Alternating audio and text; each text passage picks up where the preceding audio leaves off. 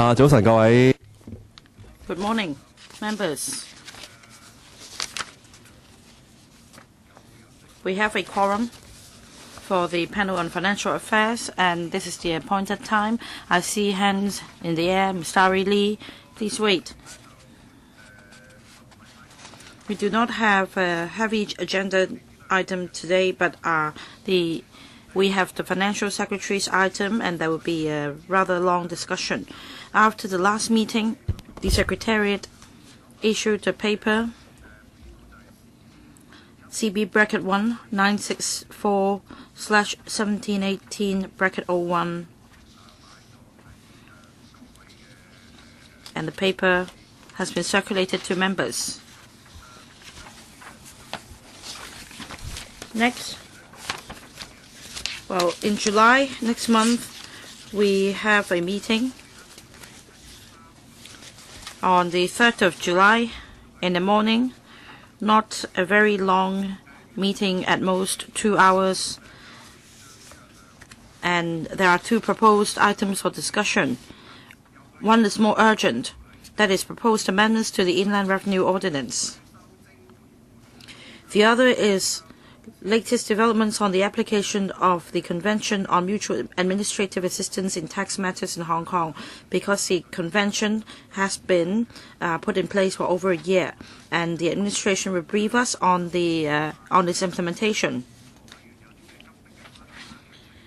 Well, if there are other urgent issues for the July meeting, members may propose to discuss another item, but so far, do we have suggestions to items to be discussed at the next meeting? Do we agree to these two items? All right, then without further ado, next item, the Financial Secretary will be briefing us on Hong Kong's recent economic situation. Let's invite the administration to come in.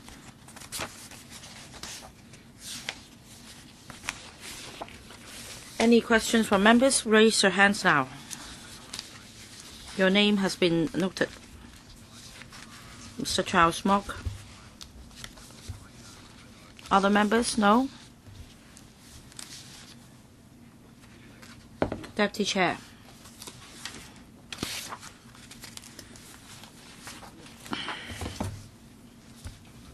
Good morning.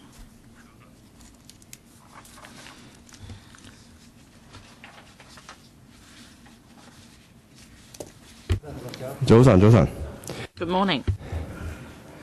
I don't think we need to go through the attendance list, but I'd like to introduce to members Mr. Andrew Au, government economist, who is here for the first time, and I'd like to welcome Mr. Paul Chan, Financial Secretary, and also the Secretary for Financial Services and the Treasury.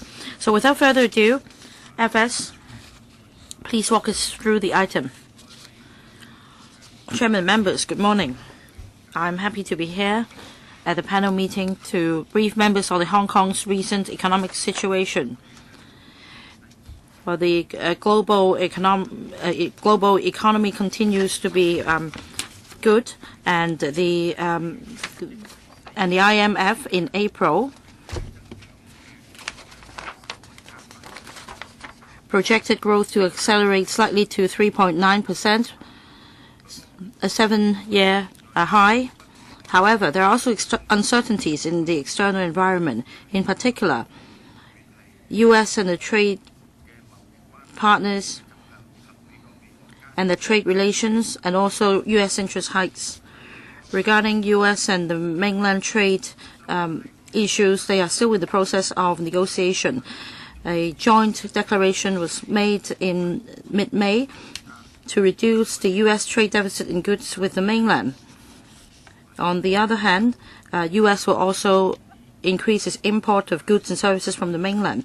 They also agreed to strengthen IP protection, encourage bilateral investments, and create a fair level playing field for competition. However, last week, the U.S. announced in the middle of the month that a list will be published in terms of increased tariff on imports from mainland. So there are still a lot of uncertainties.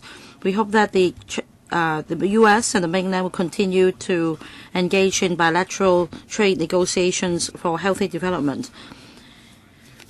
In terms of strong demand and strong export, the mainland economy grew by 6.8%, higher than the year-round target of 6.5%. According to recent statistics, the broad-based momentum of economic growth in the mainland remains the same, and mainland will continue to expand its opening up policies. For example, restrictions on foreign capital to create a more favorable investment environment and strengthen IP protection, as well as expanding and lowering the tax for imports. Last Friday, the MSCI index indicates that the mainland economy continues to be globalized.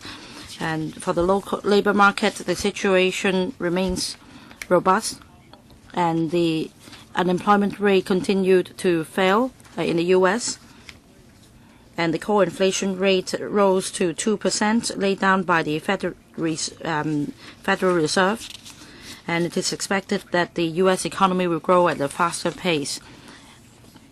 With all the tax breaks proposed in the U.S., the rise in inflation, the Federal Reserve in March introduced another interest rate hike, and it is widely expected that almost certainly in June, the U.S. will announce another interest rate hike.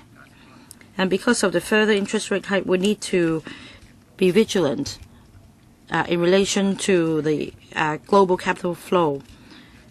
In weaker economies, in emerging markets, the currencies face downward pressure, and Hong Kong dollar will follow the interest rate hike, which may affect the business environment and the investment sentiment. Chairman, I'd like to also mention the weak Hong Kong dollar trend.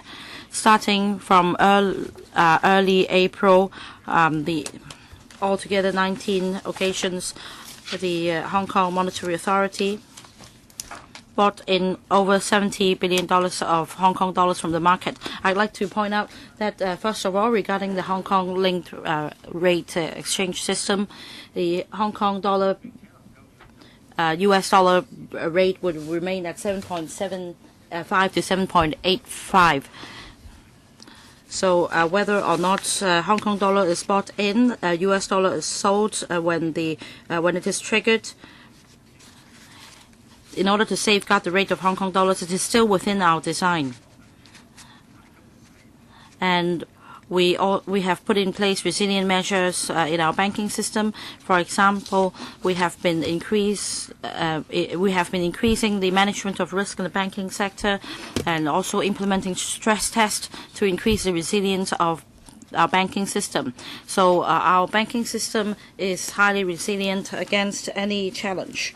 Starting from 2009, when the QE was introduced,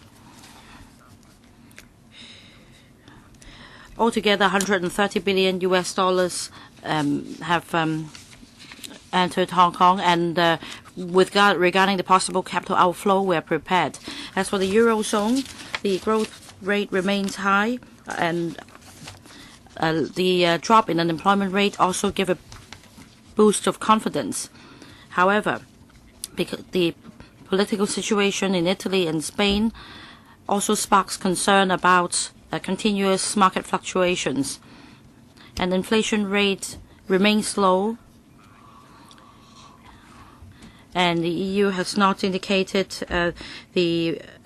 whether there will be continued purchase of sovereign bonds. These also add to the uncertainties. In Japan, for the first quarter, the economic growth tapered off, and there is expectation that the Japanese economy will continue to grow moderately. But because of structural problems, we need macro policy support. Locally,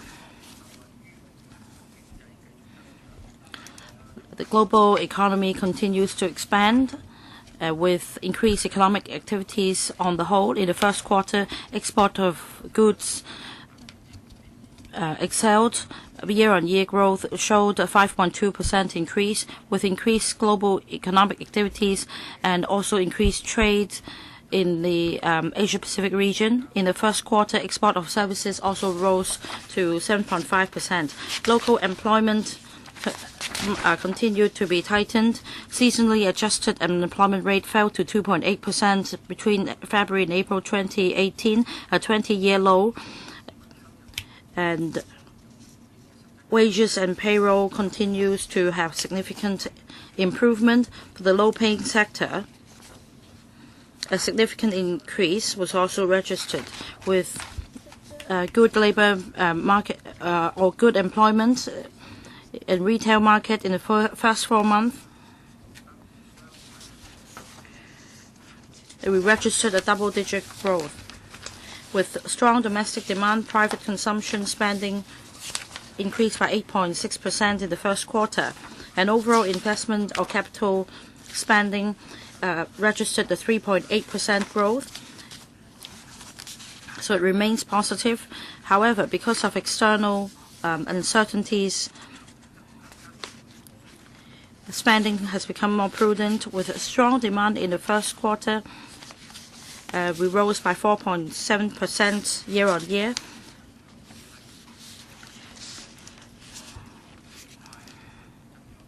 It's the fastest growth rate since 2011.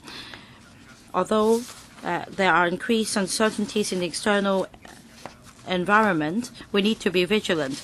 But overall speaking, the economic outlook is good, and that is why when I announced the budget regarding the forecast of economic growth of 3.4%, this will be maintained. And in the first 4 months, altogether, the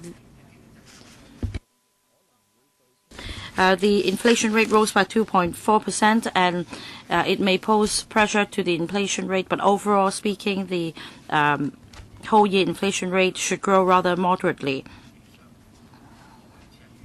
So I maintain the headline inflation rate of 2.5% for the whole year, as I announced in the budget. Regarding the property market, residential property market remained active in 2018 so far. For private residential market, the average monthly transaction was 5,400 cases. For the first 4 months, prices rose by 0.4%, 117% above the 1997 level. And for home purchase affordability index, in the first quarter it rose to about 71%, significantly higher than the 44% average in the past 20 years. So the property prices have exceeded by a wide margin the citizens' affordability, and also rose by 1.4% over the past few years. The government has adopted multi-pronged measures to increase land supply. In the coming 3 to 4 years, the total supply of private market property units remained at a high level of 96,000. In 2017, well, from 2012-13 to 2017-18, from different sources, altogether, the total private housing land supply was 104,750, far exceeding those available from the government. And we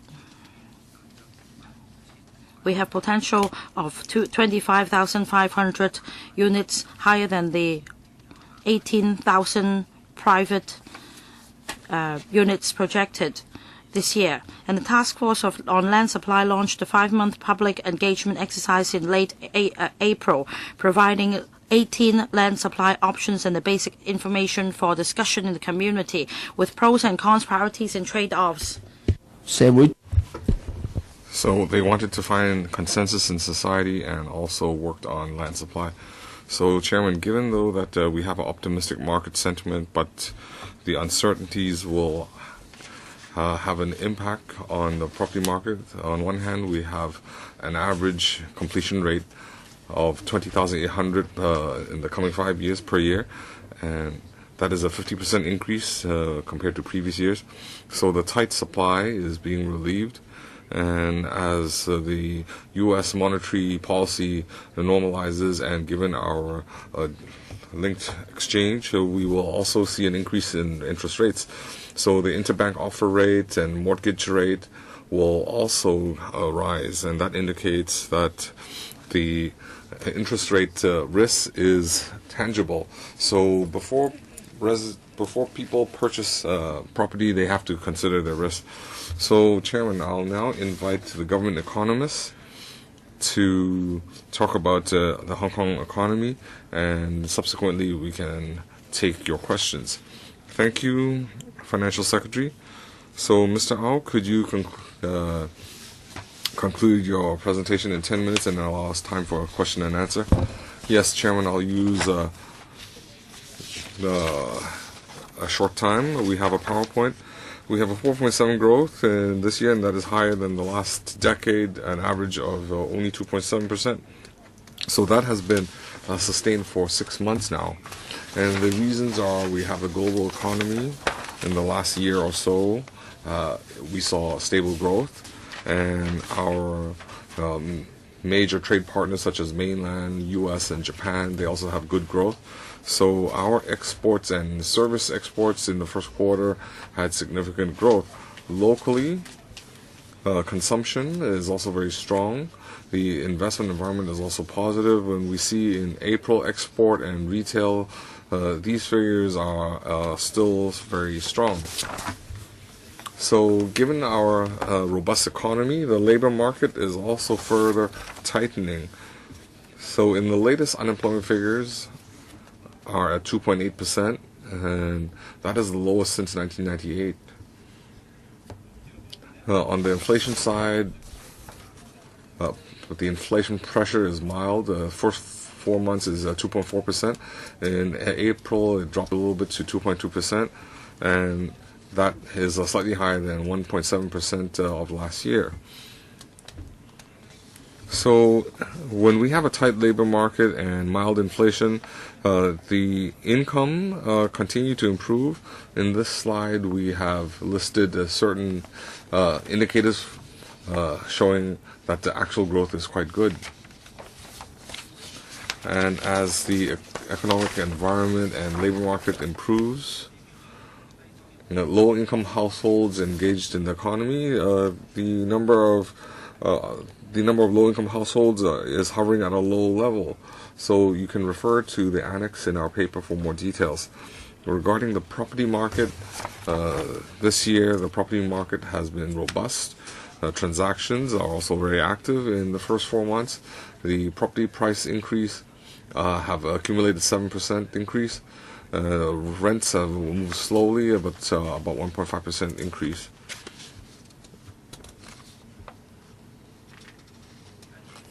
Now, regarding to the affordability ratio, it is now at 7.1%. That indicates the rise, and over 4.4% in the last 20 years, that is much higher. So that indicates that the public's income and the prices have sort of moved away from each other. Now, according to THB's recent figures, we will see a medium-term flat supply at a high level of 96,000, and FS had mentioned that there are two factors we need to bear in mind: the interest rate trends, U.S. when the rates increase, and under the linked exchange mechanism, our interest rates will have to go up. So on one hand, we have a flat supply in the next few years. Supply will continue to remain at a high level, and we forecast it can alleviate some of the demand. Now, regarding economic forecasts, the global economy this year, it has good growth, and the mainland economy in the first quarter had a robust growth of 6.8%. And recent data indicates that mainland economy is continuing to be very stable. So whether it is internal demand or exports, these are at an ideal level. So we believe in the remainder of the year, the mainland economy can maintain a good growth and provide a lot of momentum for growth, and that is also very advantageous for Hong Kong. Now, the U.S. economy in its first quarter showed stable growth. First quarter showed 2.8% increase, and the labor market in last Friday's figures, unemployment had dropped further to 3.8%. So in the coming future, the Fed Reserve will continue to raise interest rates, and we need to keep this in mind. In April, the IMF also maintained its forecast for global growth at 3.9%, and that is the highest in the last 7 years. So the global economy, when it's positive, that is a good sign for exports in Asia and Hong Kong. So Census and Statistics, they did a survey for large enterprises, and those results were also very positive. These businesses were optimistic, even though recently we might have protectionism concerns, and some enterprises might have to turn cautious. Now, we do have external uncertainties, and of course we are aware that the U.S. and the mainland have squabbles, but Canada and Mexico also have some squabbles with the U.S., and that might affect the global economy. We need to keep that in mind. The U.S. will increase its interest rates. This might have an impact on the global economy, and there is pressure on the local interest rates. So we need to be cautious about how these interest rate increases will affect the property market and local market. We also have geopolitical uncertainties. For example, Italy, Spain, they have some political upheavals, and we also have uncertainties in the Middle East, which we need to be wary of. So even though we have a good economic growth and the external economies are robust, but when we take a more deeper look into things, there are still uncertainties. So the FS has decided that he would maintain this year's growth between 3 and 4%. So that is the same as his budget forecast. Now, regarding inflation, we had forecasted a good scenario. So there might be inflation pressure, but overall it will still be mild, and that is in line with our expectations. So we will maintain the headline inflation rate at 2.2%. So we will continue to report our forecast in August. Thank you, Mr. Ao. So we have in the queue 7 members: Chen Zhenying, Starry Lee, Mok Lai Gong, Zhang Wafeng, Yang Ngok Kiew, Wu Jiwei, Kwok Wing Hong. Anybody else with questions? So everybody will give you 5 minutes. Chen Zhenying. Well, thank you. From the Economist and FS speech, it seems that we can still be optimistic with the local economy, but there are tensions between U.S. and mainland. There is also some capital flight concerns. So first I want to ask, given global protectionism, it seems that this is on the uptick, especially the U.S. has concerns about its trade with China, and they intend to levy some tariffs on Chinese goods, and China also wishes to retaliate. So this might not have a large impact on Hong Kong. Both parties say they want to continue to negotiate, but these talks, if they cannot achieve satisfactory results, then we cannot rule out that these tariffs might be implemented. So that would affect Hong Kong's exports, it would affect Hong Kong's confidence, and also lead to uncertainties in the investment environment. So the Hong Kong government has stated their views, but do they have any backup plan? The second question is about interest rate hike. The Fed has already hiked its rates 6 times, and Hong Kong, we had touched the 7.8 exchange minimum, the floor. And if you look at the U.S. Hong Kong dollar exchange, it will continue to be volatile. So given the interest rate hikes in the U.S. and the normalization of their balance sheet, so has the government assessed that if the Hong Kong property market adjusts, what impact will that have on the economy and consumption? Thank you. Okay, FS. No, Mr. Chan is correct. Our economy, it's optimistic and growing, but there are concerns. That is the trade friction between U.S. and China. You understand that Hong Kong is a very small open economy. It's a free port. So the mainland is our largest trading partner. U.S. is also a major trading partner. So if there are trade frictions between those two countries, then inevitably we will be impacted.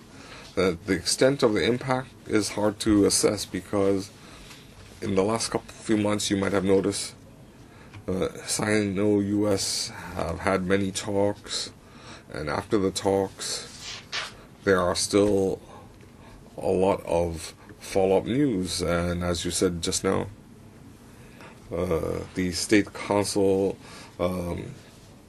Representative Mr. Liu He made a statement, and then last week the U.S.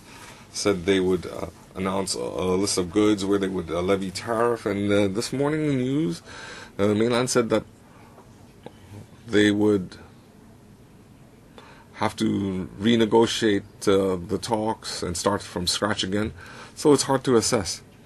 So initially, they said there was going to be tariff on aluminum and steel, and we had said that the impact was very minimal to us.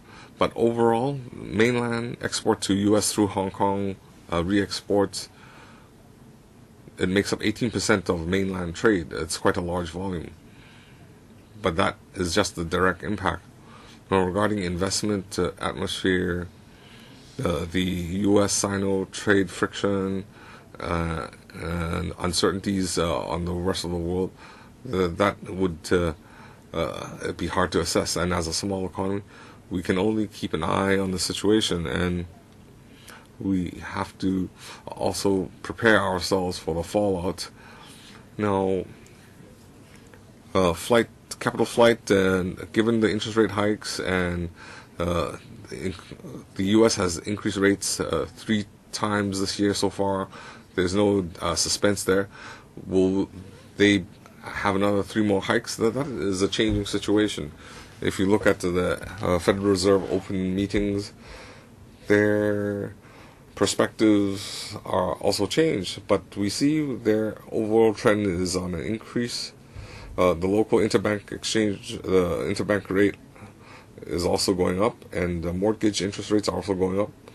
So interest rate hikes will have an impact on property market. We have conducted some assessment.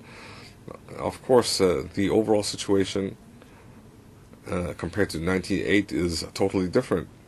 We are aware of the risks, and we have conducted assessment. Ms. Starry Lee? Well, Chairman, the private property market is making new highs, and in April, the price index rose to 359 points. It's a 1.8%. So we have 25 consecutive months of increases, and also we had 18 months of new highs. So last month, the price index went up 13.9%, and the first 4 months, the cumulative increase is 6%.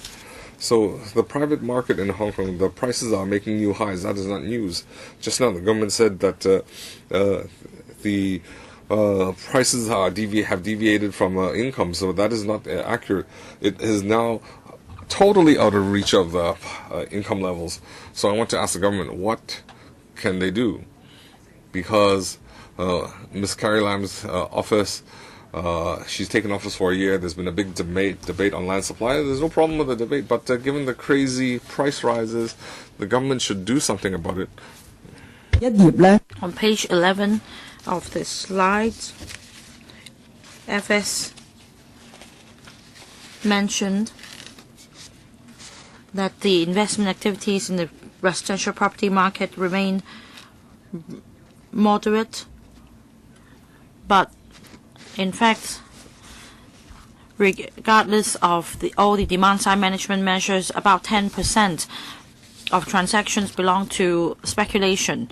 While housing is a necessity and property prices continue to soar, and we have property purchase restrictions in the mainland, even in Australia and other countries.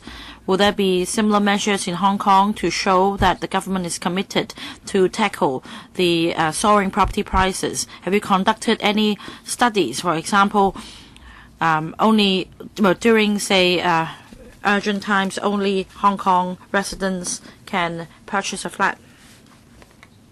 I mentioned in the opening remarks, Chairman, that at the moment, property prices are significantly in exceedance of the public's affordability.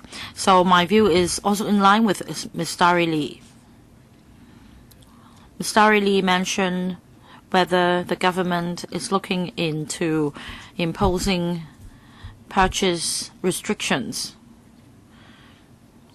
The property market is exuberant at the moment. Housing is beyond the public's affordability, and many residents live in very undesirable living conditions, and we are gravely concerned. The Chief Executive also personally leads Hong Kong in an in-depth discussion about what the government can do to address the public's concerns. You mentioned the big discussion put forward by the task force on land supply, and this is one initiative. Well, Ms. Starry Lee, in relation to specific measures, I can't say whether the government will do it or not. For example, you ask whether the government considered and studied whether such restrictions would be introduced. Of course, we studied different things, but it is not for me to comment here, because no matter what answer I give, it would have an impact on the property market. It may help heat up the market. I don't think the government is doing anything to tackle the soaring property prices. It seems that the government is sitting on its hands. All the demand-side management measures were introduced in the last administration. For this administration, we only have the big discussion, and property prices continue to go up. We have home purchase restrictions in mainland Canada, Australia. I don't know whether next time you come, you can give us some information on this analysis so that the public would have a better idea. FS. Thank you, Chairman. Thank you, Ms. Lee, for your follow-up question. Indeed, over the past 11 months, after this administration has taken over, in terms of the property market, we are monitoring the situation closely. You may not hear any announcement from us yet, but at an appropriate juncture, I believe the Chief Executive will give a specific response to your concerns. Mr. Charles Mok. Thank you, Chairman. I think that many of us are concerned about the U.S.-China trade disputes. On the one hand, Donald Trump is capricious. Well, we may have heard about some progress in the Chinese-U.S. negotiations, but then things may change. What happens if the Trump card is used and the dispute remains unresolved? So I think the government, of course, would consider the crisis, but apart from crisis, we also have opportunities. Because the U.S. economic growth will continue And according to the analysis, although President Trump claims to have brought back a lot of industrial jobs, this has yet to happen. But at the same time, they also have a lot of investments in capital and in technology. And tech firms are the drive of economic growth. For example, for the top tech firms, they're applying back not only 40% but 50% of their revenue to R&D.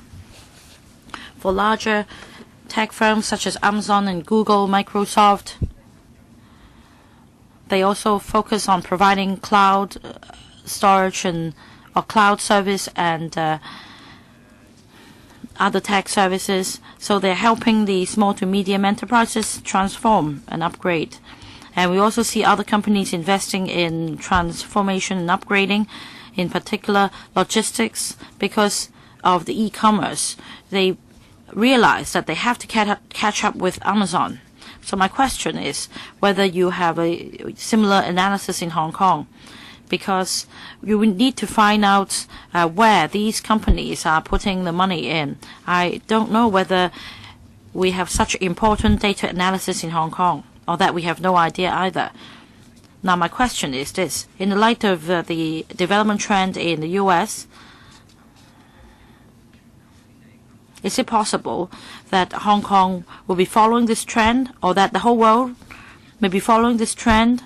And in that case, what policy do we have to help these top firms do business in Hong Kong? Say if they wish to set up data centers in Hong Kong, or to provide cloud business, you need resources and land.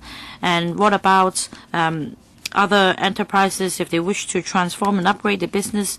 Is there anything from the government to help them?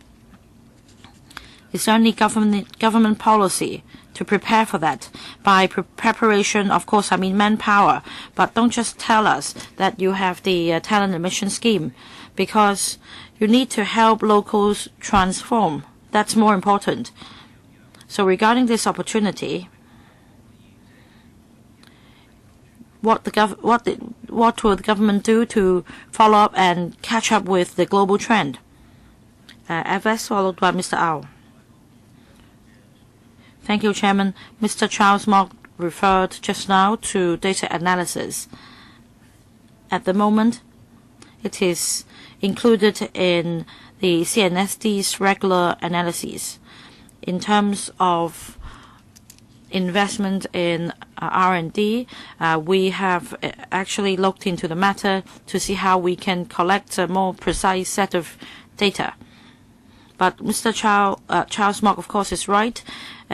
Any policy should be empirical based, and the CNSD will continue to make improvements. As for the development of I&T, like Mr. Mok said, this will be a major driving force in our economy. If we are to attract foreign I&T firms to come to Hong Kong, be it overseas or the mainland firms, we need to provide policy support. And this is quite difficult in terms of our environment and our land resources. Well, we have continued to make improvements, but indeed there are still bottlenecks such as talents. We are going to introduce a talent scheme for doctorate degree holders. Please allow me another minute, so that after graduation, subsidies will be provided to enterprises to retain these graduates, so that when R&D or I&T companies set up their businesses in Hong Kong, it will be easier for them to scout for talent. And in terms of land, we reserved some sites for the establishment of data centers. Regarding our next step, we also need to consider other policies. So after the meeting, we'll be happy to consider Charles Mok's suggestion In terms of R&D, as you know, we provide tax concessions. As for SMEs, we are providing help. The help may not be sufficient, but for example, we have the R&D scheme for SMEs. Next, Deputy Chair, Mr. Christopher Zhang. Thank you, Chairman. FS, through 2 rounds of consultation, the Hong Kong Exchange implemented 2 new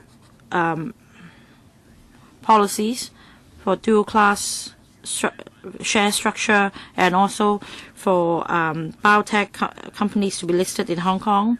But the response is lukewarm. It's not satisfactory. I want to know the reason. Has it to do with what's happening on the mainland? Has it to do with lack of publicity in Hong Kong? Has it to do with the enterprises not meeting the listing rules? Why is it that there is such an expectation gap?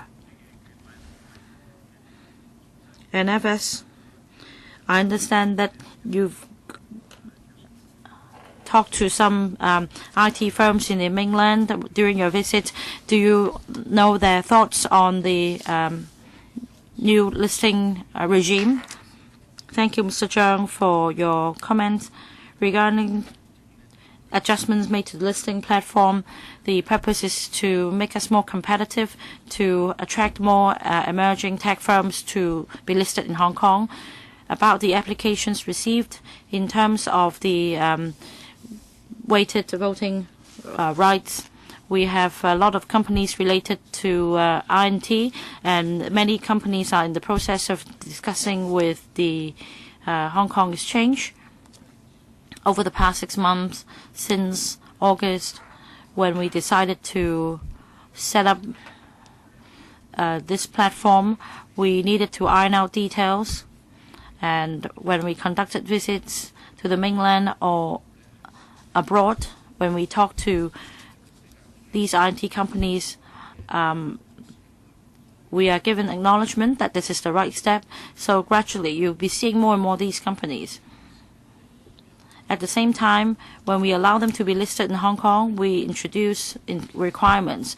Of course, the companies should be of a certain size so that these companies will provide better protection for our investors.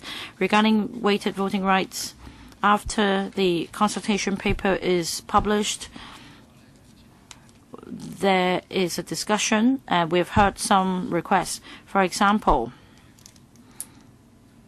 the weighted voting rights regime only applies to the company's founding party being an individual instead of an entity.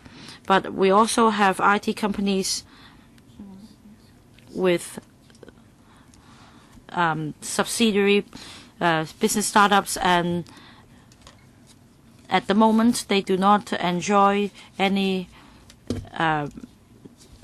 this platform for weighted voting rights, and we will in due course roll out another round of consultation. We hope to have a more thorough discussion on the issue so that we can take another step forward. Regarding CDR introduced in the mainland,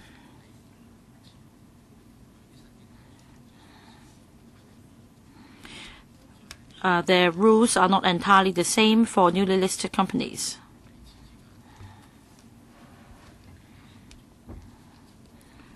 And we understand that there are different areas of cooperation. For example, in terms of the Shanghai Stock Connect and Shenzhen Stock Connect, whether we can expand the scope, this can be considered because this will bring benefits to both sides as well as competition. I'd like to follow up on this. From the media, FS, we understand that for the Bay Area plan, because of the overall development plan, there will be a delay in the announcement. I want to know whether this is related to the China-U.S. trade conflict. And because of this delay, I want to know what the impact will be on our local economy. What is your thought on this? FS. About the announcement of the Bay Area plan, there is a slight delay, but it has nothing to do with the trade dispute. As far as I know, even if they do postpone, it won't be by a lot, and they will make a disclosure very soon. And in this respect, the governments are working hard to make a disclosure as soon as possible. Mr. Alvin Young, I have two areas of questions. I want to follow up on the U.S.-Sino trade friction and impact on Hong Kong. So, FS, do you have an assessment, especially when the friction escalates? Let's say if it affects our re-exports, because we have a lot of exports that are directly related to U.S.-China trade. Do you have an assessment in this area, FS? Thank you, Chairman. Thank you, Alvin Young, for the question. As I answered a similar question by Starry Lee, I mentioned we are a small economy.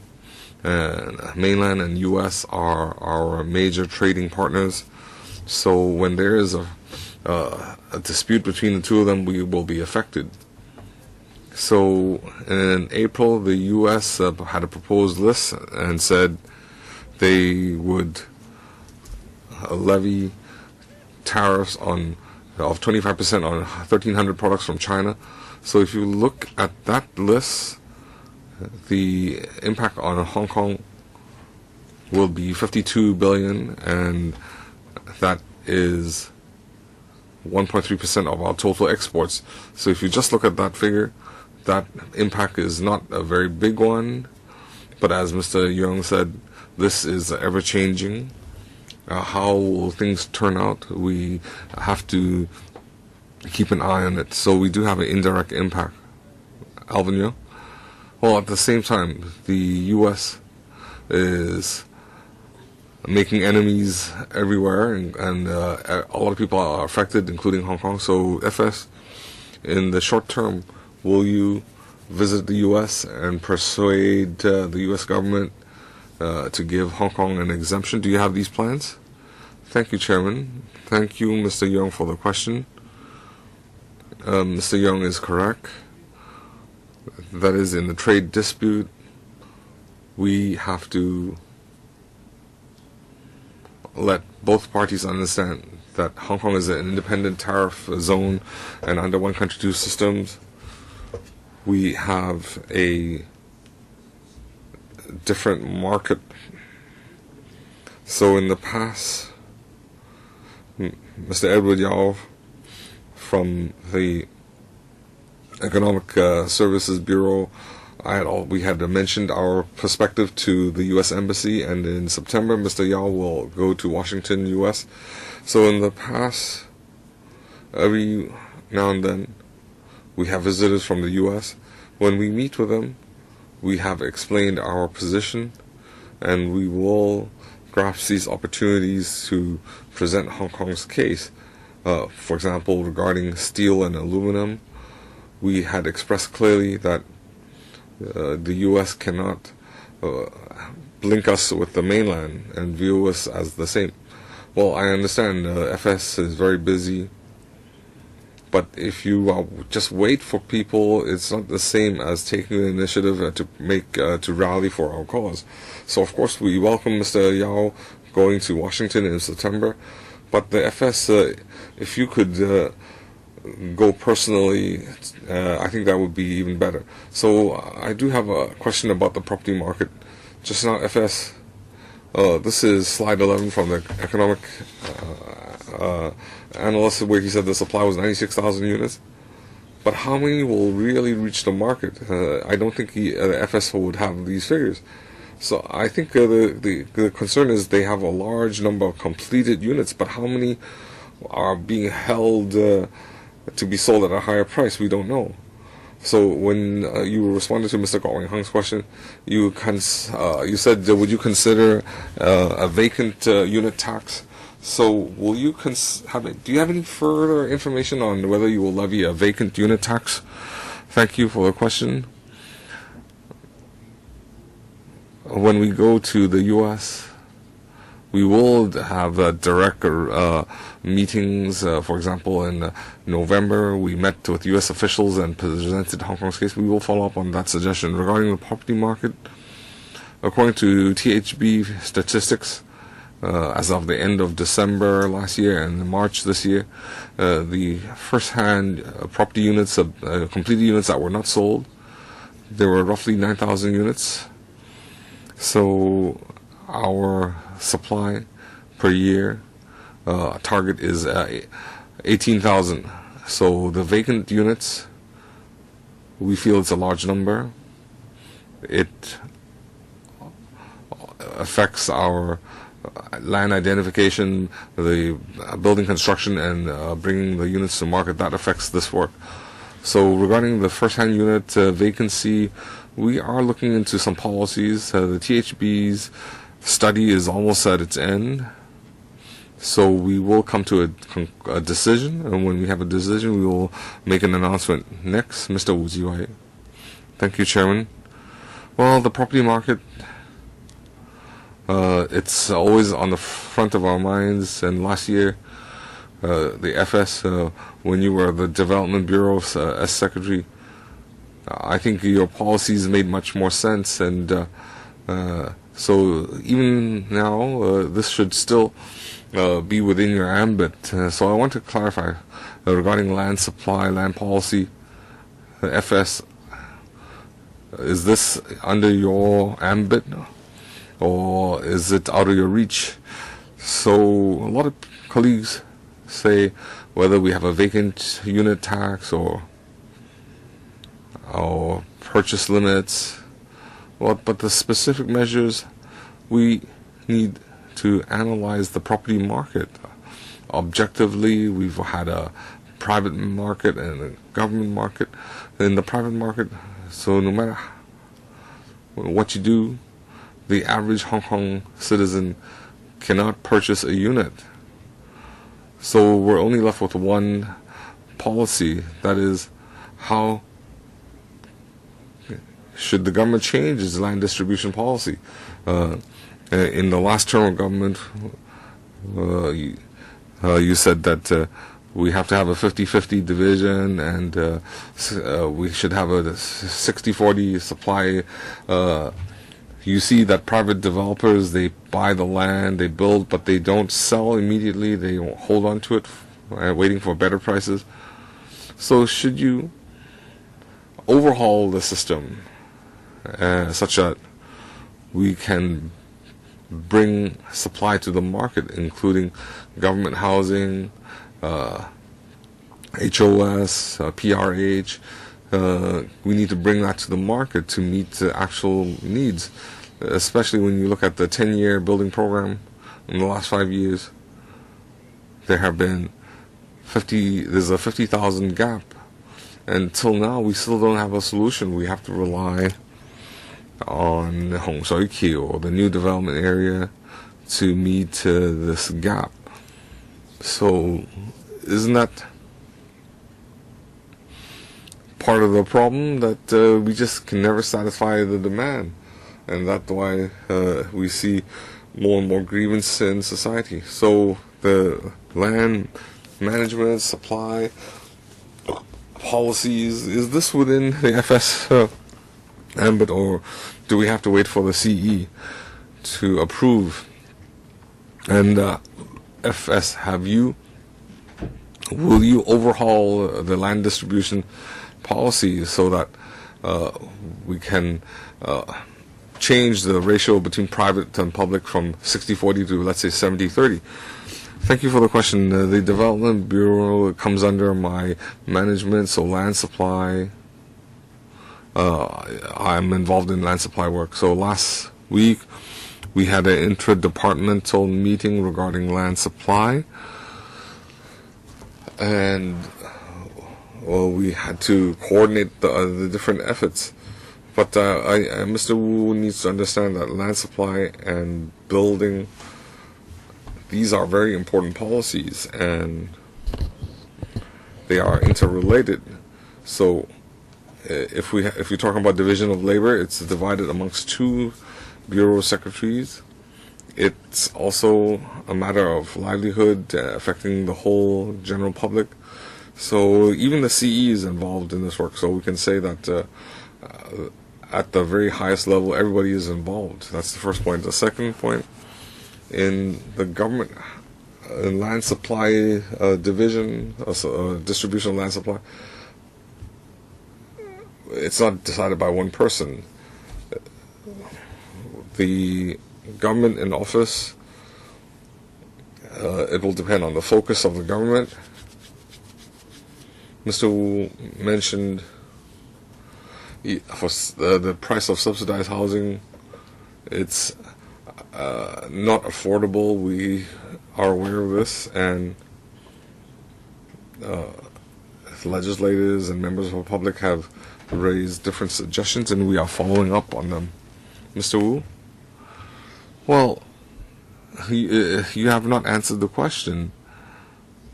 I'm asking the FS. Given the way the market is operating now, we don't see specific policies from your office, and that's why I'm asking whether this is out of your reach. Thank you, Chairman. Our work in land supply is continuing full steam ahead. Mr. KWOK. Just now, Civic Party talked about the U.S.-Sino trade friction. Well, will SARG go to Washington and persuade the U.S. officials to keep Hong Kong out of the trade war? This is very important to our economy. So just now I mentioned that the property market, FS, I've asked this many times. We have 9,000 to 10,000 first-hand units that are vacant, that are not sold. This is not a small number. So if you create a vacancy tax, we know technically it's not difficult. It's just a matter of will. I think if you have the political will, then tomorrow we can submit the bill for scrutiny.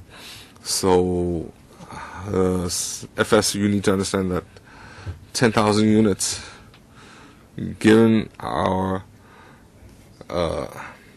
high prices and developers don't wish to sell, this is very problematic. And non-locals, should they have restrictions? Should there be an asset appreciation tax? This is something that we proposed. But first, the vacancy tax. Do you have anything to add, FS, aside from your study coming to its end? Are we just waiting for you to press the button? Thank you, Mr. KWOK. Regarding first-hand property units that are built and not sold, and whether the government should levy a tax. As I said just now, the THB study is at its end. We will come to a decision very soon, and if we do take action, we'll announce it very soon. Can you let him answer first? Regarding the asset appreciation tax, the CE in Q&A session pointed out the government does not intend to introduce a asset appreciation tax. So I can only say that our study is at its end, and we will make an announcement soon. Well, I want to ask, the public are very anxious. The government, do you have a timetable? So whether you will implement a vacancy tax, yes or no? You said that you were worried about market impact. I think you don't have to worry so much, because property prices are skyrocketing, and it's the affordability is just further and further out of reach. I don't think you can postpone anymore. if it can be implemented, I hope that you can announce as soon as possible when you will introduce a vacancy tax, because technically the Civic Party suggestion, one technical suggestion was very clear, and FS, if you have other solutions, we welcome that as well. I think you've looked into it very long, and you have a lot of experts, and the public are waiting for when the government will press the button on vacancy tax. FS Chairman, I'm as anxious as other members will work at full steam. Any other questions? Next, Mr. KWOK. Thank you, Chairman. First question, China-U.S. trade conflict. As we all know, U.S.'s traditional allies also criticize U.S. for going back on its words. After taking advantage, the U.S. continues, well, the U.S. always blames China for trade deficit, but does trade deficit means China wins and U.S. loses? We all know the answer is no. Well, for example, for U.S. brand mobile phone or a pair of trainers of a very famous brand, we know that they are sold at a very high price. And if U.S. conducts design offshore, they get an even bigger profit. So I hope that the FS can educate the public about this.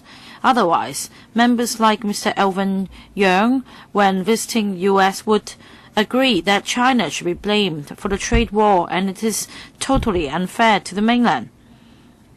Next, well, I hope that when you go on a delegation visit to the U.S. for lobbying, I think you should understand that the China-U.S. trade war is part of a China-U.S. relations struggle, and one should not give an impression that it is all right for the U.S. to sanction China as long as Hong Kong is not affected. I think that FSU should make the stance clear, our trade principles for Hong Kong as well as for the mainland. We should be consistent. We should not be perceived as a separate entity.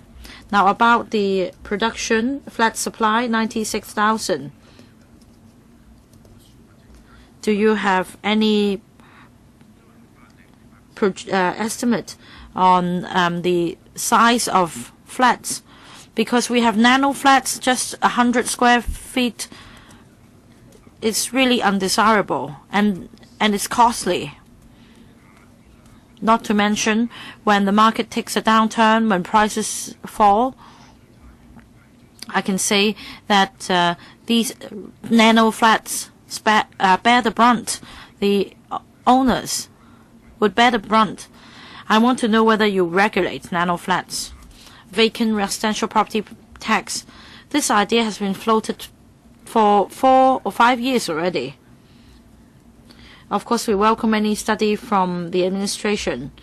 I hope the FS can give us an idea today whether if such a tax is introduced, it will be targeting only first-hand vacant flats or all the vacant flats. Regarding vacant residential property tax, our study targets first-hand vacant units, completed but unsold first-hand flats. In the secondary market, as we all know, the vacancy rate is actually quite low. We do not intend to regulate vacant residential units in the secondary market. So that's my answer to Mr. Look's first question. Second, regarding medium-term flat supply, 96,000. Among them, 70 to 80%, meaning 75,000 flats would be small to medium-sized flats. In fact, over the past period of time, these mass market flats have accounted for 70 to 80% of the total flat supply. As for nano flats, ultra small flats, as mentioned by Mr. Look, I do not have any figures at hand, but I will go back and get an understanding from the Transport and Housing Bureau. And if I have such figures, I will provide a supplementary paper after the meeting. At the moment, we rely on the RNVD's criteria in classifying the flats into different sizes. What about the other question? We are aware of that point, Mr. Look. Of course, during our lobbying, we will, of course, explain very clearly the unique situation in Hong Kong to get the biggest benefit for Hong Kong. We also understand that the trade war is also part of the political battle. Well, Secretary, I have a number of questions. Well, first of all, during your visit in Ireland, can you tell us what trade cooperation measures would be introduced? And also regarding the hiring of planes, well, the proposal was passed last year. We saw growth in the sector, but according to professionals, if we are to increase our market size, it is crucial that we sign more CDTAs with our neighboring countries. So what have we done about the hiring of vessels? 5 or 6 years ago, the ship owners associations already talked to me that regarding planes, you worked at pace, but not vessels. So in the coming months, will the government look into providing tax concessions for the leasing of vessels? Because Chairman Cha was in charge of the Economic Development Commission, and I understand that the study was made. Well, 3 questions. During my visit in Ireland, I visited a number of areas: fintech, aircraft leasing, and fund management. And also, the 4th area, we had quite an in-depth exchange with our counterpart in the mainland. And we signed an MOU, but not an official one, but the fintech associations in Hong Kong and Ireland, and I believe that there is much cooperation to press ahead in the future. In fact, they are doing quite well, and some of their fintech companies have come to Hong Kong, and during our visit we also met with some of these fintech firms which are interested in coming to Hong Kong. We briefed them about our the ecology of the financial industry, and they have indicated their interest. About aircraft leasing, apart from tax concessions, well, the crucial element is the coverage and scope of the CDTA. Well, we had some 40 partners, but comparing to Ireland, we are not faring better. They have about 70. In fact, after the proposal was passed last year, we also increased resources for the IRD, and we also made an extra effort in negotiating with our partners so as to get more partners. Well, Hong Kong is a free and open economy with a simple tax regime with low tax rates. So when we approach some potential partners, they didn't seem very keen, but we're working on it. The short-term to medium-term goal is to increase the number of partners from 40 to 50. About aircraft leasing, Chairman, you ask whether we can do something about vessel leasing. I am proactive in this regard, and I also look at how we can increase our competitive edge as the international maritime hub. Apart from attracting vessels to ply in Hong Kong waters, we also need to attract more vessel masters to register their vessels in Hong Kong, and the tax policy unit of the IRD is working on it. We do take a very active approach over this matter.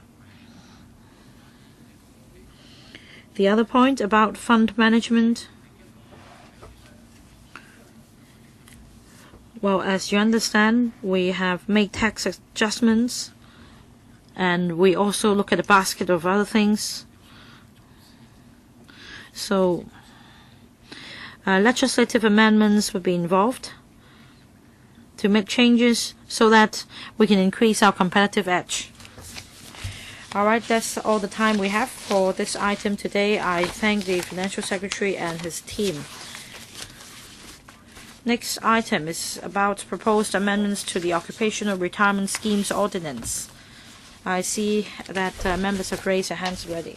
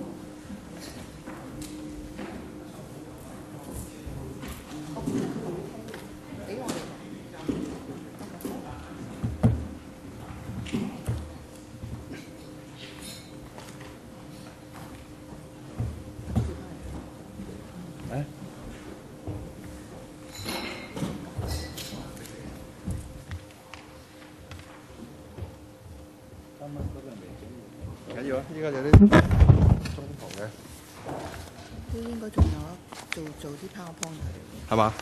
我睇過個 PowerPoint 我都搞緊嘢。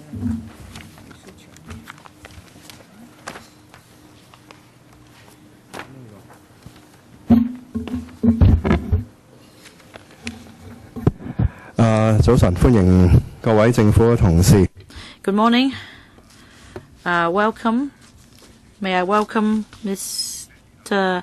Eddie Jiang, Deputy Secretary for Financial Services and Treasury, Ms. Gabriella Yi, Executive Director of MPF Schemes Authority, and their team. You have a PowerPoint. So, Deputy Secretary, would you walk us through the proposed amendments to the ordinance? Thank you, Chairman. The purpose of the proposed amendments is as follows. First of all, we'd like to introduce a change so that the schemes covered by also should be employment-based schemes. I'll explain the problem later. And also for the registrar, that is the MPFSA, to be given sufficient powers to enforce the ordinance and to enhance the level of regulation. While details are set out in paragraphs 2 to 9 of the paper. This is rather an old piece of ordinance. It came into force on 15th of October 1993. Back then, we had not yet set up the MPF. The objective of also is to encourage employers to set up voluntary occupational retirement schemes. As such, It also does not compel employers to set up occupational retirement schemes. But if such a scheme is set up, the employer would be eligible for tax benefits. So for employers who provide also schemes, they are required to fulfill certain responsibilities, for example, to make sure that payments would be made to employees. So a lot of employees will be protected under the scheme. And you can now take a look at the PowerPoint, the first PowerPoint. If they comply with the definition, and if the employer wishes to join the scheme, they need to apply with the registrar or apply for exemptions. So if they wish to register, we require the employer to provide a statement that if they operate the scheme as a trust, the employer has to state so clearly. Of course, they have other requirements. That is how they will provide the scheme. Is it by contribution or defined benefits? And we also need lawyers to provide statements, whether they have clauses such that the employees might be disadvantaged, such as if the employer can change the terms and have a negative impact on the employees' interests. So the lawyers have to make statements, and if we have the defined benefits, such as retirement funds, the members can continue to receive the benefits. And we also need an actuarial statement confirming that. And if they wish to make amendments, they also have to comply with our requirements. We also have overseas registered schemes, and these offshore registered schemes, if they have powers equivalent to the NPF scheme to regulate the scheme, then they can receive exemptions. Or if the scheme, the local member has a participation, because we know that some multinational companies, when they have a refined fund, they might have non-Hong Kong residents included in the scheme. So you have to look at our compliance requirements. I won't go into detail. I'll just take a look at a few items. If the registered scheme and the exempted scheme, if there's a large discrepancy in the registered scheme, they have investment, capital adequacy requirements, and so on. They have to submit this information to the ORSO registrar, the Registrar of Occupational Retirement Schemes. They cannot mix the assets between employee-employer assets. So I won't go through the details of that, but I can take questions later on. If we look at exempted schemes, they don't have compliance requirements. It just says that when there is changes in information, they have to notify the regulatory authorities, that is the Registrar of Occupational Retirement Scheme. So our amendment is in red. We want to introduce a principle based on employee-employer relationship, because recently the NPF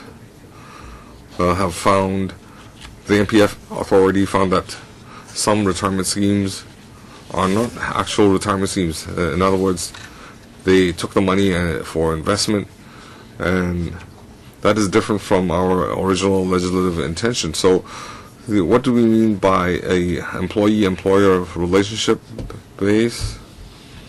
So the employer providing the scheme and the employees. In point 2, we have some companies where there's mergers and acquisitions. So if Company B had a retirement scheme and it was merged with Company A's retirement scheme, and members in B were added to A, So that is still an employee-employer basis relationship. We also mentioned the defined benefit scheme. So if members decease, they have beneficiaries, and that is also covered under our scheme. So if our amendment is approved, then the employer, if they make an application, they have to make a statement that they comply with the employee-employer relationship, and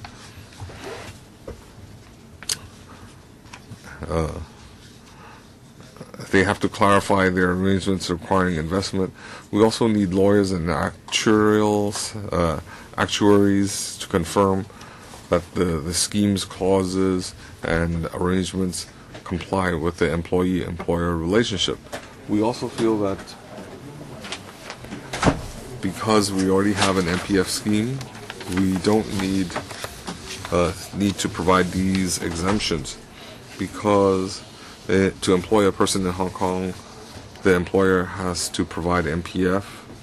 So our suggestion is that they won't get another exemption. So in the compliance requirements, every year the employer needs to see whether the members comply with the employee-employer relationship, and they have to provide an annual statement to the Registrar of Occupational Retirement Schemes. So when the amendment takes effect, the previously exempted schemes will be grandfathered. That is, they can still maintain that arrangement. Just now I talked about the details, the amendment details on the first slide, and the third point is we want to make sure that benefits are transferred. So in the future, if funds are injected into an exempted scheme, we need to have proof that these benefits are injected through an employee-employer relationship. It's not just any old funds that are injected. So if there is a breach of employee-employer relationship, we can withdraw this scheme or cancel this confirmation, because right now we cannot allow the Registrar of Occupational Retirement Scheme to cancel that application. So we have to give some investigation, auditing powers to the retirement scheme. So when they want to cancel a scheme, or they have to make a suggestion. After the suggestion is made, then the employer scheme who is going to be cancelled, they can make an appeal. So when a scheme is about to be cancelled, they have to make an application to the courts to freeze the assets. So any problematic employer cannot deploy the assets out of Hong Kong. We want to protect the employees. We also have some technical amendments. When there is an intention to cancel a registration, we have to, in the past we required that to be advertised in the newspaper. We don't need that anymore. We can just publish that on the website. That should be sufficient. And in the trustees' responsibilities, we have the duties of the trustees. There's a due diligence requirements, and also some textual amendments. We just update some details, and we forecast that in the legislative year of 2018-19, we can submit the bill, the amendment bill. So this is a very technical bill. It's quite boring, but if you have questions, we're willing to answer them. Thank you. We have Chan Kin-bo, Luk Jong-hong, Chan Jan-ying, and Ho Kai-ming. Mr. Chan Kin-bo, 4 minutes. Thank you, Chairman. Well, this amendment is just to establish the employee-employer relationship. That's appropriate because it is an occupational retirement scheme. We should not allow it to be abused, so I support that. I have consulted the industry because it affects the insurance industry.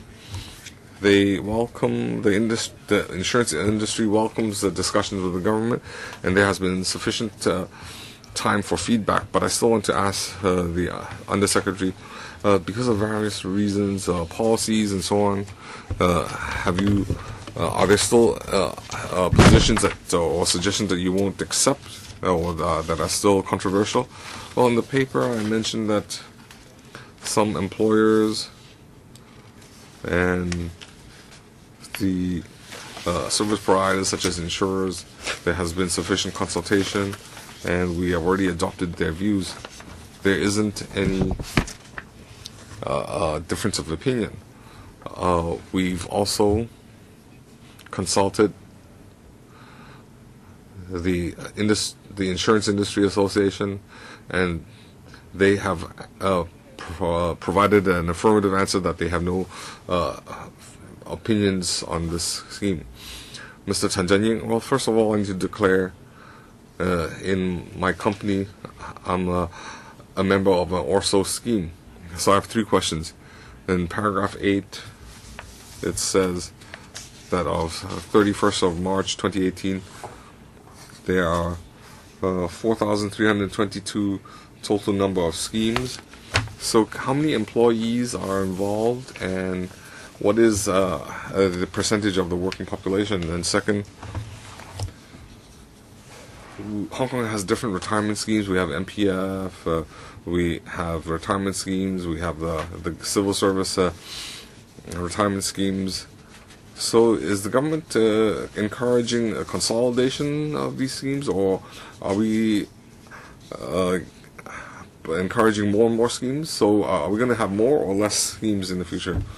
And I see that you want to provide the registrar more powers where he can even enter non-residential premises. So are you trying to confirm the employee-employer relationship?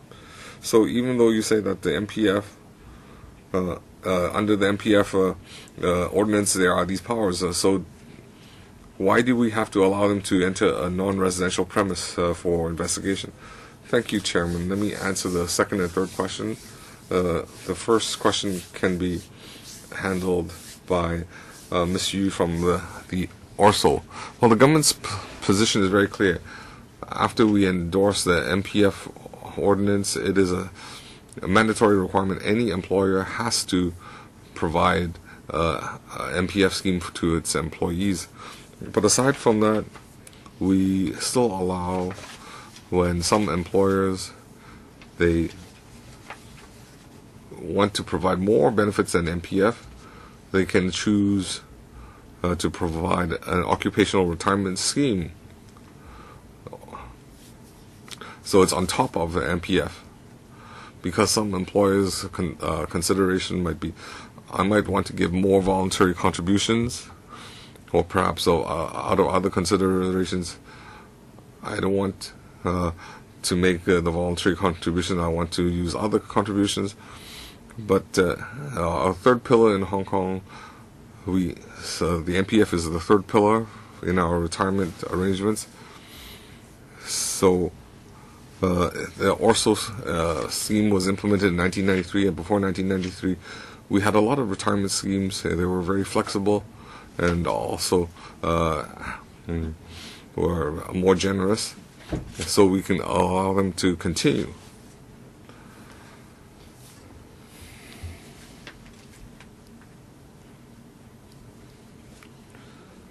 Regarding the investigation powers on non-residential units, these are officers, so it means that the power of all the regulated companies, regulatory authorities have these powers. Sometimes they might need to, the regulatory authority needs to audit some documents, so they can go to the employer's company, then examine the documents. Regarding the statistics, Ms. Yu, thank you, Mr. Chan.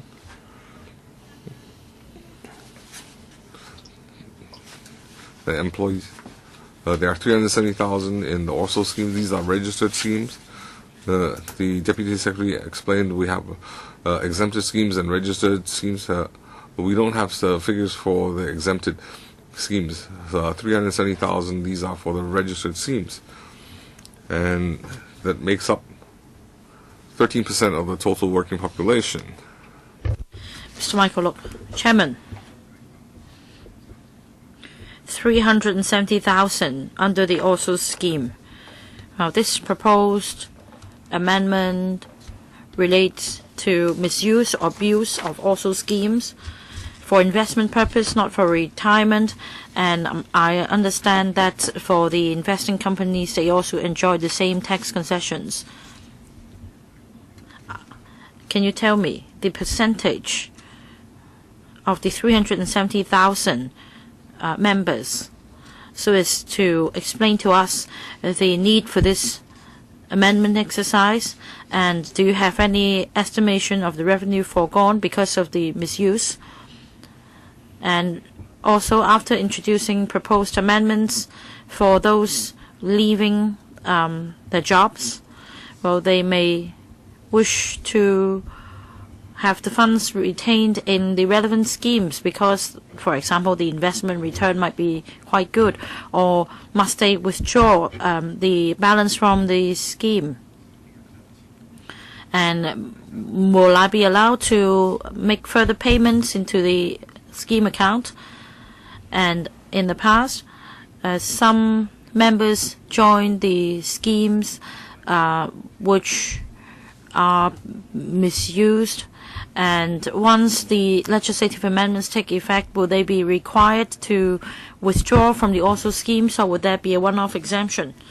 I'll defer to Ms. Yee.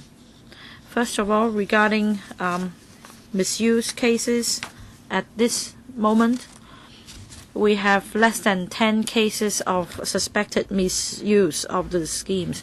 Now, I'm referring to the number of members under these schemes, not the number of schemes. I mean the number of members under these schemes which are misused. About 700 individuals. That is 700 members in those schemes which are not employment-based. 700 members under about 10 schemes. They may be joining the capacity of employees or not. We are still investigating into these cases. Regarding possible tax evasion, it is actually not tax revenue for the Hong Kong government, because employers enjoy a 15% tax concession regarding the expenditure on salaries. So eligible employers who have joined the scheme enjoy this tax concession. But if the employer invites the public to make investment, no tax concession is given within Hong Kong's jurisdiction. However, they may be eligible for some tax concessions in other jurisdictions. So as far as Hong Kong is concerned, there is no revenue foregone, but we're not clear about the situation elsewhere. Third question regarding whether the money can be retained in the account after leaving the jobs. Well, the requirement is that once an employee who is a member of ORSO scheme finishes his employment, the benefits accrued under ORSO scheme will have to be vested with the MPF for preservation, so the employee can choose a suitable MPF scheme for transferring the benefits. Any other questions from Mr. Look? So what about those non-employees who join the ORSO scheme? Would they be required to cancel? Well, that depends on the employer's handling. For individuals under the scheme that are non-employment based, they can be separated from the scheme so that the scheme will not be affected. Well, if the employer does not intend to continue with the ORSO scheme, he can then fulfill other requirements. I mean, he can look for other requirements from, say, the SFC to see whether this scheme can continue its operation. But without also scheme, an employee is supposed to join the MPF. Mr. KWOK. Well, I think this amendment has to do with employment relations, that it should be employment-based. We do have a recent winding up of a internationally renowned company. So I think there is a loophole in the laws of Hong Kong regarding the termination of an employment relationship, because things were not clear from the MPFA, and the company responsible for also could not offer help, and we see some $40 million of fund being locked under the also scheme, and at the moment employees have not been able to get any answer as to how the benefits could be retrieved. We've sought help from the MPFA. Well, I think a clear definition of employer-employee relationship is important, because otherwise the employee would be helpless, because when the company is wound up, the employee has no way to confirm this employment.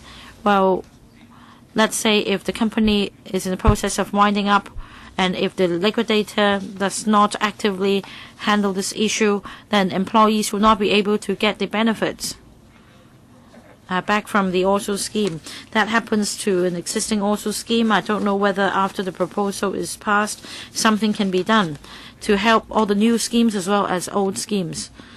I'd like to seek the administration's view. Yes, let me talk about the policy. Regarding the proposed amendments, the employment-based criteria, we have a number of points, and they are very clear. In terms of enforcement, well, you refer to a case, that is the liquidator's handling of the case. I understand that the MPFA has intervened, and perhaps Ms. Yi can also give us the details. In that case, after receiving complaints, thank you very much. We, at the very first instance, followed up the matter with Mr. KWOK, to get an understanding from both employers and employees, and we also approached the scheme operator and the trustee to get an understanding of the case. Well, that is about the specific case, but I think after the case concludes, we can then consolidate our experience. All in all, we hope that the trustee and the administrator could process the situation. I can only say that the benefits accrued under the scheme is guaranteed. But there are no major amendments. We could only rely on the administration or the authority to mediate in this matter. About termination of an employment, who can show the proof? Must the information be provided by the employer only or employees as well? Right, I think your question is, in terms of enforcement,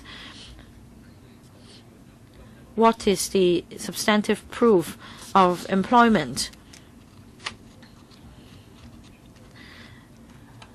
Or is it that termination of employment itself would suffice? When you talk about employment-based criteria, and what actual proof would you look at? What information would you refer to? Thank you, Chairman. In terms of an employment relationship, when it is terminated, of course, we need to look at the relevant papers. In the case of winding up of a company, we need to look at the liquidation papers. For example, an employment relationship terminates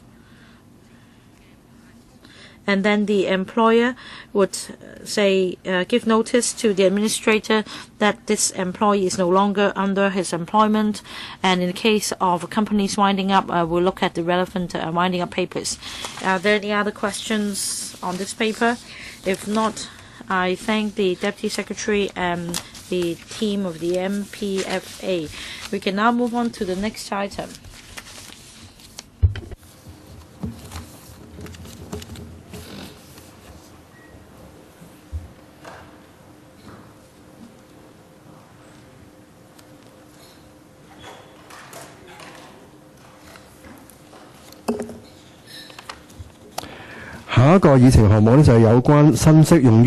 Well, next item, legislative proposals to update the financial resources requirements for licensed corporations.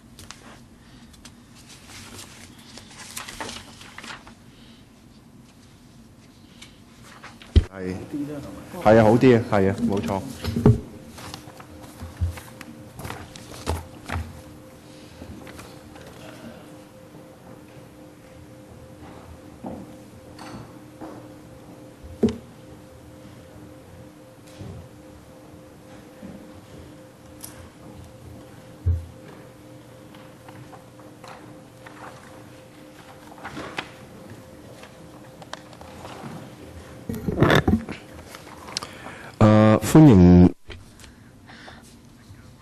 May I welcome representatives from the SFC and the FSTB and Julia.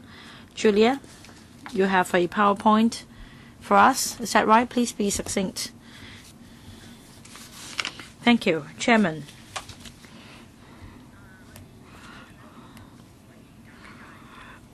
Well, we'd like to brief members on CAP 571N, Securities and Futures Financial Resources Rules, and the proposed amendments so that we can keep ourselves up to date with the market developments. FRR applied to all licensed corporations.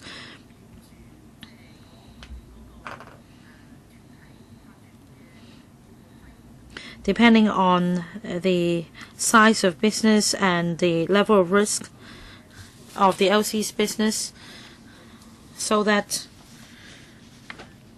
a regulatory regime can be put in place for the LCs to manage the liquid assets to avoid the LCs not meeting our minimum capital requirements. Well, the existing rules was introduced in 2013. The proposed amendments by the SFC seeks to update the FRR requirements so as to facilitate LC's business. For example, securities transactions through the Shanghai and Shenzhen Stock Connect, and also cross-boundary business and cross-border business, as well as participating in the securities and futures markets in other jurisdictions. And we'd like to introduce to members our proposed amendments in relation to foreign currency, updating the list of specified changes, and also haircut percentages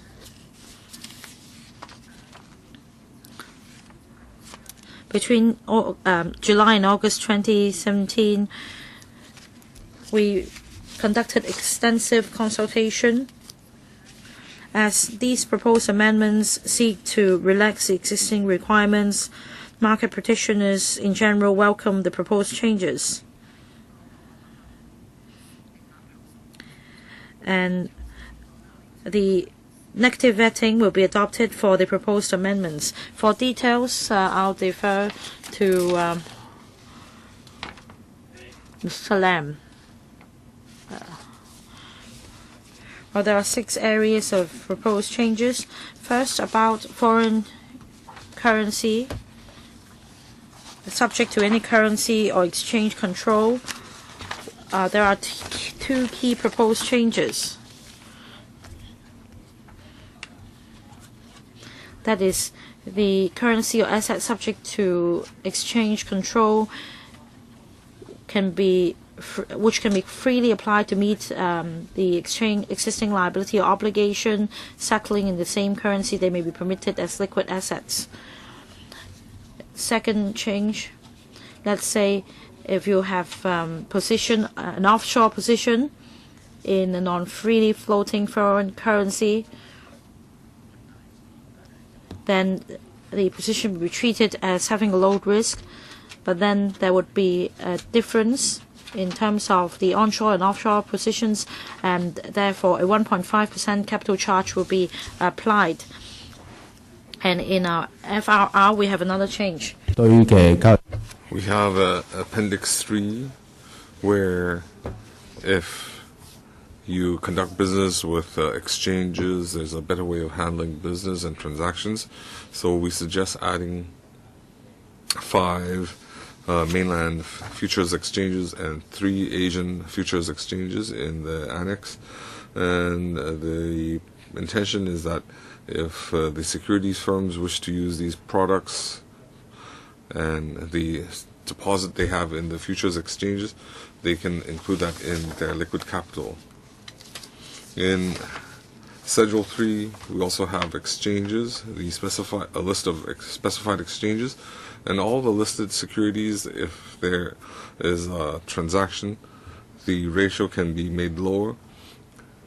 So if we add 2 exchanges, the Shanghai and Shenzhen exchange, and some emerging markets, Brazil, India, and Taiwan exchanges, the effective haircut will be from 50% to 30%, and it will be in line with other Asian jurisdictions. And the third area, for different funds and securities, their haircut percentages will be fine-tuned. In light of the investment products, there are risks.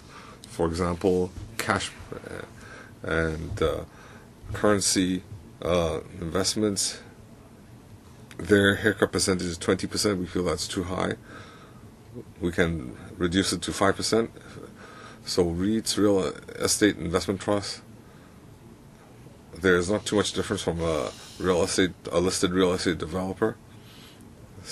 So we can take the haircut percentage to 30% as like a typical share.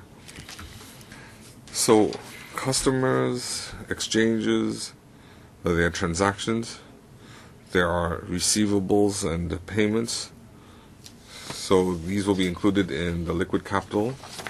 So a securities firm, if they have clearing with a third party, if there's a clearing activity, we will allow them, let's say the clearing company, the third party is also a licensed corporation. Their receivables, before they expire, can be included in the liquid ratio. So Hong Kong has a T+2 transaction period, so the stockbroker cannot calculate that in their liquid capital. But on the other hand, they have to include that in the exchange liquid capital calculation, and we think that that is not fair. So we feel that the client's capital can also be included in the liquid capital. Underwriters, if they cannot receive their funds, then the funds cannot be calculated in the liquid capital. But we see that there is a sub-underwriter that has to pay them. So if these are connected, that is, I have not collected my listed company underwriting fees, and I don't have to pay my sub-underwriter. So we feel that we do not need to include an expiry date. So even after 33 months, you cannot receive the receivable. It can still be included in the liquid capital. So under the new general accounting principles in Hong Kong, on 1st of January 2019, we will make an amendment where all lease arrangements and property usage rights and lease And if the tenancy is more than 1 year, there has to be asset and liability in the balance sheet. So regarding the property usage rights, it is not a liquid capital. So we suggest that on the liability side, we can use it as a deductible, and so the securities firm won't have will have a lower financial burden. Our last amendment is that the securities firms, they can use Fitch and Company's credit rating, and the accepted securities, we will amend the definition and remove some high risk or complex products. Okay, thank you. We have 3 colleagues, Chen Jianying, Kwok Hung, and Zheng Wafeng. Chen Jianying, 5 minutes. Thank you, Chairman. I'm not familiar with this topic, so I might have to consult with the SFC regarding the risk. So first, in the amendment to specified exchanges, we now have 8 futures exchanges, 6 securities exchanges, but I see that it's quite a wide spectrum. So in this list of amended exchanges, could you share with us the criteria that you use? Because we feel that some are large exchanges, some might be smaller. So that's the first question. The second, regarding securities and investment product haircut percentages, I see there are 2 percentages I'd like to clarify that. The first one is REITs, and currently it's 30%. The reason is that these funds are similar to listed company shares, so their haircut percentage will also be set at 30%. Now, I understand that we have REITs listed, so the listed REITs versus non-listed REITs, there should be difference in transparency, even though both collect rent as a major source of income. But why one is listed, the other is not, and you feel that the haircut percentage is the same? That is the second question. And the last question I see for structural funds and funds in derivatives, the haircut percentage is 40%, but in my personal experience, these structural funds and derivatives, they have a larger risk. But the difference between listed companies is only 10%. Low liquidity and miscellaneous is 100%. That's a further discrepancy. So I want to ask, the 40% haircut, how is that determined? So 3 questions. Judy? So even though you say you're not familiar with the issue, but you do have very insightful questions, I'll have to defer to Mr. Lam. Well, first of all, the question about the different exchanges. The proposed exchanges, they have many years of experience, and they are regulated by well-known regulatory authorities. And in our current schedule, we have exchanges throughout Southeast Asia. In the past, they might not have opened their markets, and on the last occasion, in 2003, we had amended the financial requirements regulation, and since then we have not included new exchanges. So some market participants feel that they do trade products on these exchanges, and there is an actual need. And we see that the regulatory framework is we're very familiar. We have the CSRC, the Chinese Securities Regulatory Commission, and the Thailand Regulatory Commission. We had cooperation with them, and we had assisted them and looked at their legislation. So we have confidence that these exchanges are on the same footing with the current exchanges on our list. Now, regarding securities, we know that Shanghai and Shenzhen, in our stock through train, we have a trade. There is there are circuit breakers, a cooling down period in their volatility. Brazil, India, Taiwan. We have analyzed the depth and breadth of their exchanges, and they are similar to the exchanges on the incumbent exchanges in our schedule. So their performance is of a similar level. The second question was about REITs, investment trusts, their haircut percentages. Currently, listed companies, except the blue chips, typically their haircut percentage is 30%. And whether they're listed or not, whether the REITs are listed or not, it's similar. Of course, if it's listed, there is a listing procedure and disclosure requirement. So non-listed REITs, we only accept funds approved from SFC. So whether it's listed or listed or not, they have to comply with the SFC code. Please continue. So we feel listed or not listed,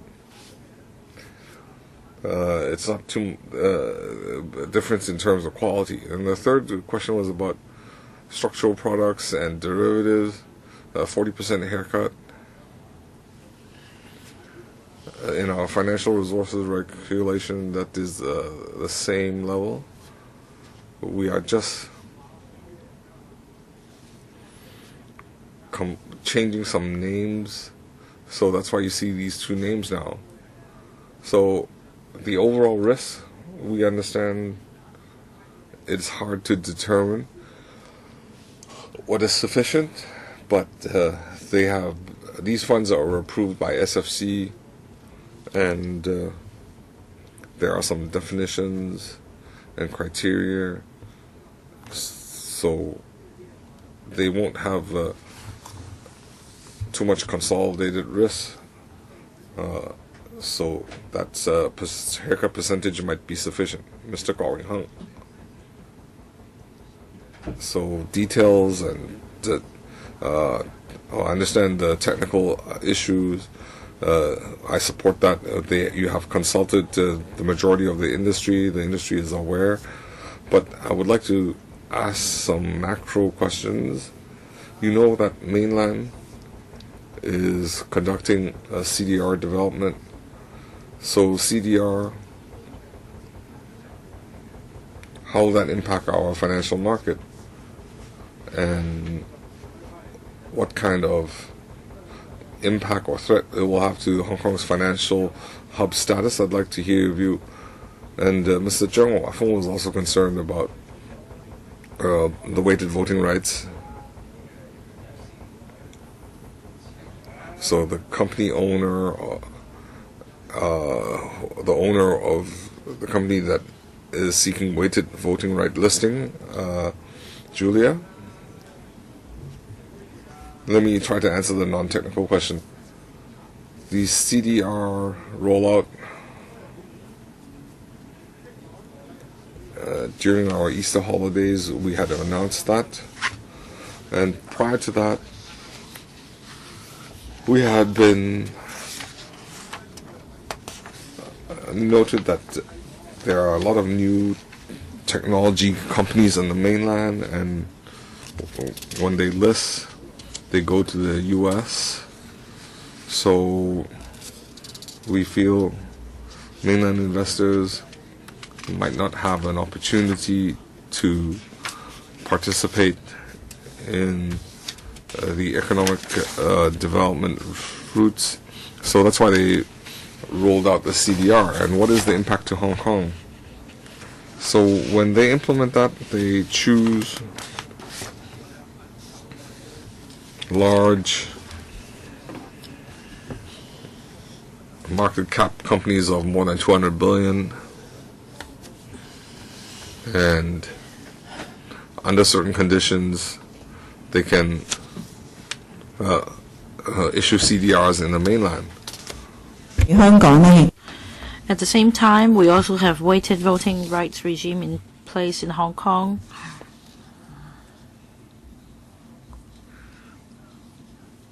That means mainland companies can choose to be listed in any of the places as the primary listing place, and if the requirements are met, at the same time the companies can also issue CDR in the mainland market, so they can go in parallel.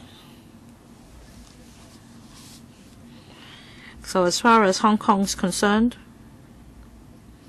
to some extent, by introducing the weighted voting rights regime in Hong Kong, we have taken into account the competitive aspect of things.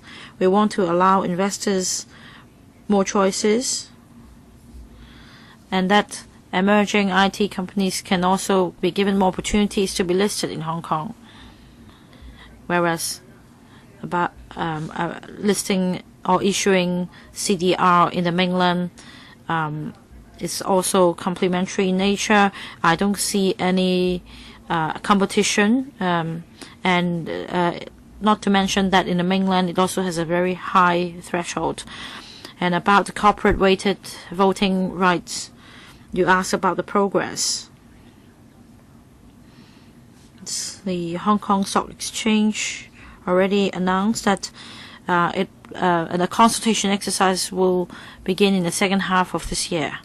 For WVR, for corporations, there are many other factors to consider. So we're talking about the next stage, when the SFC and the Hong Kong Stock Exchange can discuss the details before publishing a consultation paper. By then, a formal consultation will be conducted. No haste decision will be made. Anything to add, Dennis? No?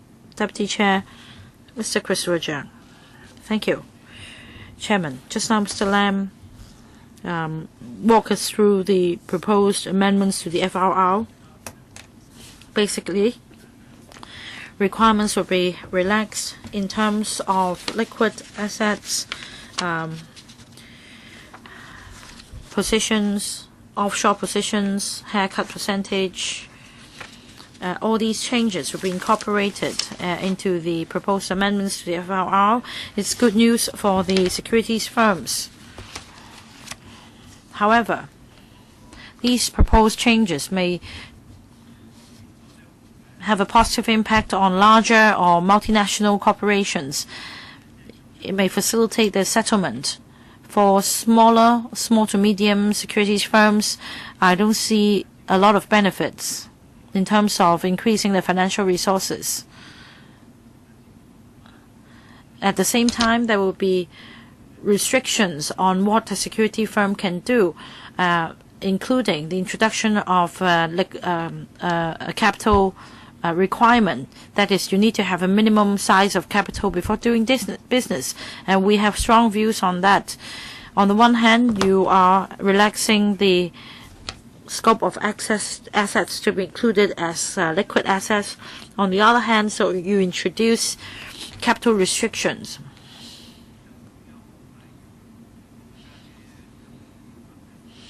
And in fact, there are already very stringent requirements, liquidity requirements, not to mention that under FRR,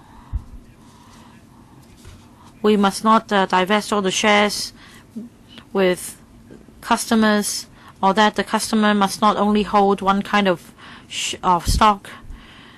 And in fact, all the security firms are in compliance, so the risk is already very low.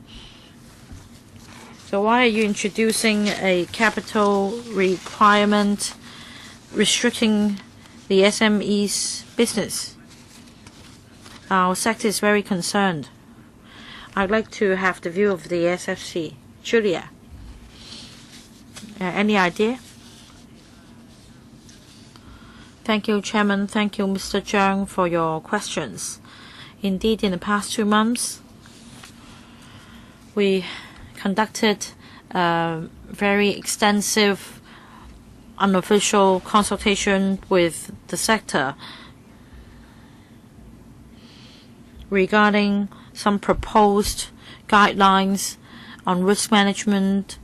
We consulted the trade, and Mr. Christopher Zhang also came to the SFC along with other market practitioners to take part in the consultation exercise.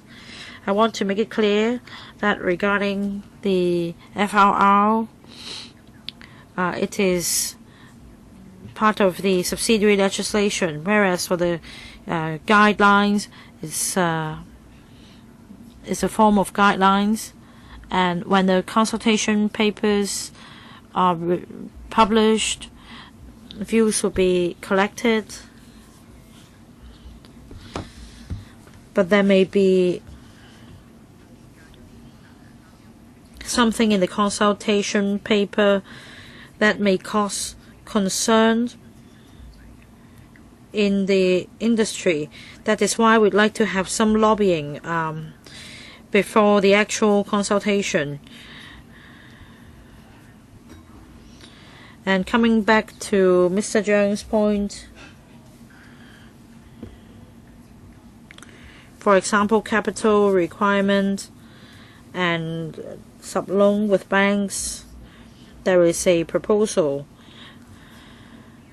that the margin must not exceed a certain level, and we are consulting the trade about the threshold. Mr. Christopher Zhang said that by introducing the threshold requirement, you are in essence imposing a cap on the business allowed, and for small to medium securities and brokerage firms, there will be a requirement on checking the quality of stocks. And these were the views collected during our consultation. And your view is that no cap should be introduced.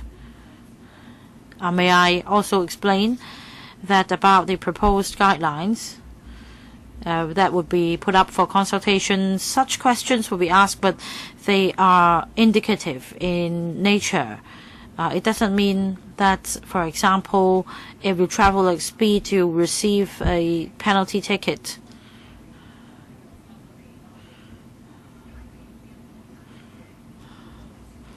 Well, let's say if there is a cap, that is the position of a single shareholder. Well, even if it is exceeded, it doesn't mean that a ticket will be issued. We need to look at the whole aspect of things as a whole. For example, if it is in exceedance, we will then look at what measures you have.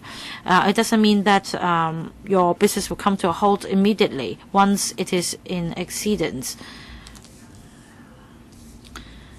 And I can envisage that Mr. Zhang and other market practitioners would be saying that we should be mindful not to stifle the business of small to medium-sized firms. So it's a balancing exercise. We need to find all the indicators. I let Mr. Choi supplement as well. Thank you, Chairman, and thank you, Mr. Zhang, for us to walk members through the proposed measure regarding margins. Like Julia mentioned just now, this is not the exercise to enact subsidiary legislation. Regarding this measure for margins, it is a risk management measure. So guidelines will be issued under Cap 399. The objective is that when the market is relatively stable, we can implement a consolidated market risk management measure. And there are 6 key areas.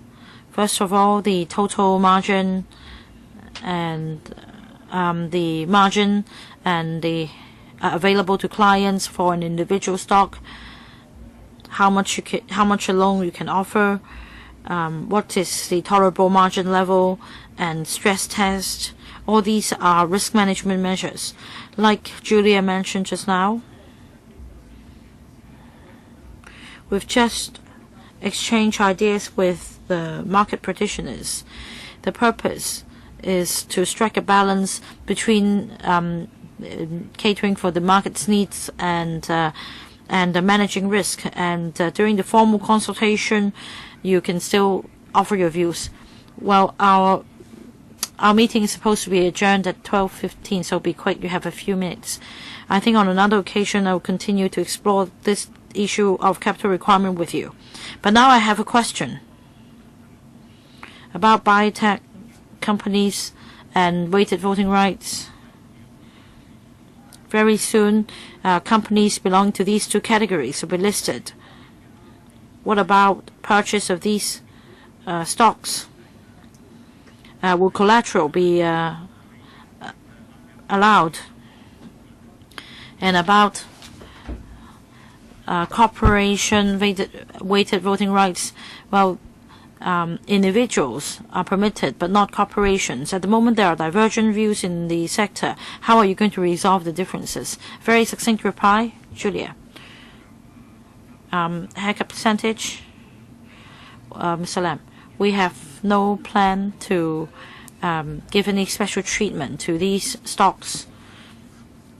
They will be subject to the same FRR requirements as other stocks. But when they apply for IP, margins will be involved. That means it's just like ordinary IPO. After they are listed, the FRR requirements equally apply. No difference. Julia, the other question, allowing corporations to come under weighted voting rights. We need to further consult. Right, that's for corporations. Regarding FRR and risk management, well, calculations are made depending on whether they form part of the index. So like Mr. Lam said, because they're listed on the main board, they're either included in the index or not. And this is the broad categorization we offer in calculating haircut percentage. All right. Is there any other questions from members? If there is no objection, I think that we all support the legislative proposal, right? So that concludes the item. Members, anything else you'd like to raise at the meeting? If not, I thank the SFC and members for attending today's meeting. Thank you.